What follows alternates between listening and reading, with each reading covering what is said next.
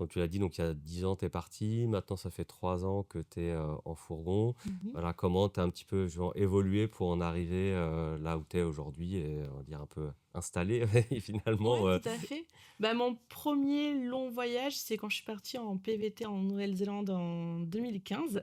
C'était, une copine de licence qui m'a parlé de ce programme parce qu'elle, elle avait fait l'Australie. Mhm. Je connaissais pas du tout et donc du coup, j'ai décidé d'y aller et c'est là-bas que j'ai découvert la van life parce que du coup, le pays est parfaitement Ouais. adapté à la van life. Bon, j'avais un tout petit van, à l'époque, mais ça m'a permis un peu de sillonner, tout le pays et j'ai complètement adoré ce mode de vie.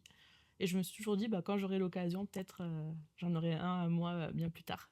Ouais. D'abord, je voulais quand même bien profiter des pays hors Europe. Mhm. Qu'après la Nouvelle-Zélande, tu as continué comme ça pendant quelques années à voilà, plutôt partir assez loin. C'est ça. J'ai fait 2 PVT, donc la Nouvelle-Zélande et le Japon. Et après, j'ai vécu 3 ans en Irlande. Et après, c'est là que tu es arrivé, tu es revenu en France et tu t'es dit, bah, fourgon?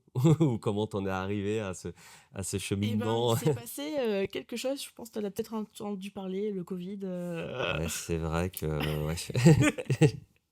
Non, du coup, j'avais beaucoup de temps et je me suis dit: «Bah, c'est l'occasion, d'avoir le fourgon, autant, que ça me serve à quelque chose, vu qu'on est un peu confiné autant, faire quelque chose» et du coup, j'ai acheté, le fourgon et j'ai mis à peu près, 1 an et quelques pour, aménager, le fourgon.